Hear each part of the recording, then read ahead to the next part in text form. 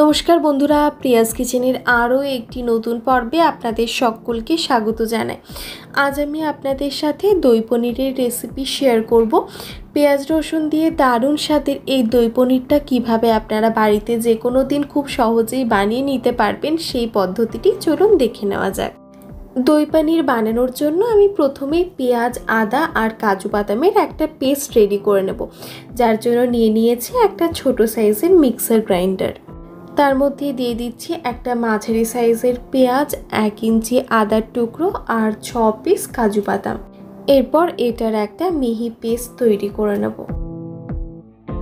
এবার দই পনির বানানোর জন্য মেইন যে ইনগ্রেডিয়েন্ট টক দই, সেটার একটা আমি মিক্সার রেডি করে নেব। তাই জন্য মাঝারি সাইজের একটা মিক্সিং বলে নিয়ে নিয়েছি 200 গ্রাম টক দই।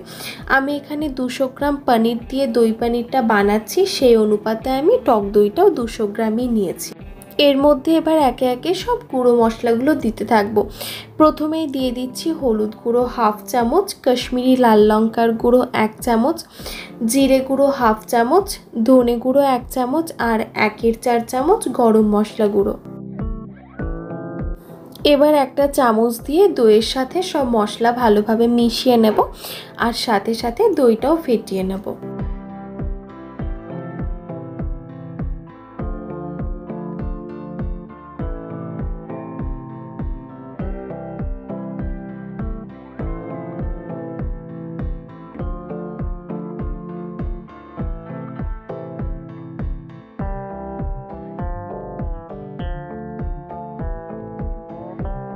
পরবর্তী পর্যায়ে রান্নার শুরুতে এবার পনিরটা ভেজে নেওয়ার পালা। দেখুন অনেকটা আমার পনিরটা ভাজা হয়ে এসেছে। আমি 1 টেবিল চামচ তেলের মধ্যে 200 গ্রাম পনির এরকমভাবে স্কোয়ার শেপ করে কেটে নিয়েছিলাম, তারপর ভেজে নিয়েছি।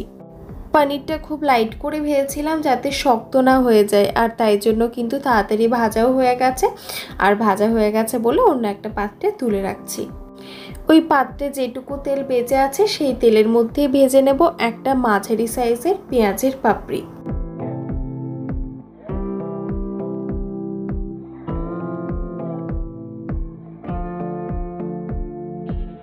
পেঁয়াজের পাপড়িটাও ভাজা হয়ে গেছে। এবার যে পাত্রে পনিরটা তুলে রেখেছি সেই পাত্রে পেঁয়াজের পাপড়িগুলোও রেখে দিচ্ছি।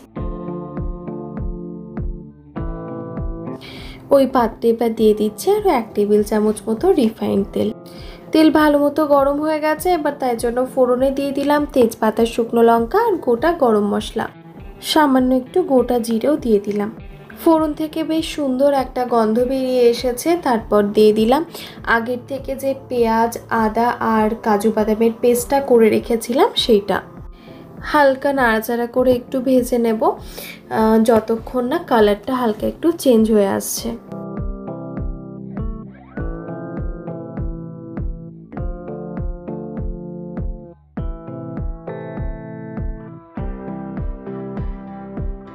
দইয়ের সাথে মশলা মিশিয়ে যে মিক্সচারটা রেডি করে রেখেছিলাম সেটাও দিয়ে দিলাম। এই সময় কি হয়, দই অনেক সময় কেটে যায়, তাই জন্য কিন্তু গ্যাসের ফ্লেমটা একদম লোতে রাখতে হবে আর কড়াইতে দেওয়ার সঙ্গে সঙ্গে এরকমভাবে নাড়তে থাকতে হবে।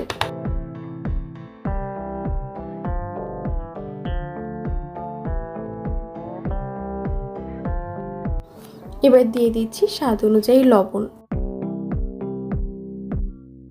দিয়ে দিচ্ছি মশলার বাটি ধোয়া একটু জল।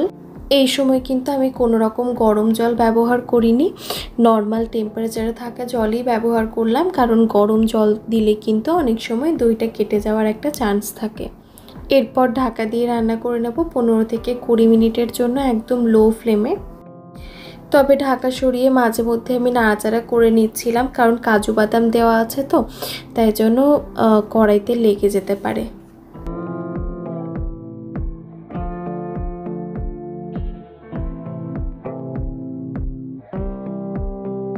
এবারে দিয়ে দিচ্ছি আগের থেকে ভেজে রাখা পনির আর পেঁয়াজটা।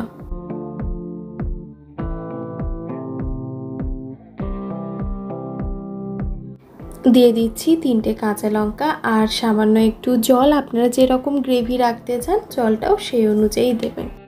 নাড়াচাড়া করে ভালো মতো মিশিয়ে নিচ্ছি। এরপর দিয়ে দেবো সামান্য একটু গুড়ের পাউডার স্বাদটা ব্যালেন্স করার জন্য।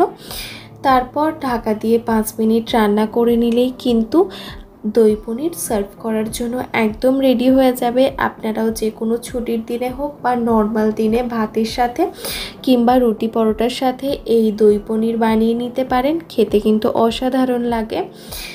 তাহলে চলুন আজ এই পর্যন্তই, আবারও দেখা হবে আরও অন্য একটা ভিডিও নিয়ে। ধন্যবাদ, ভালো থাকবেন।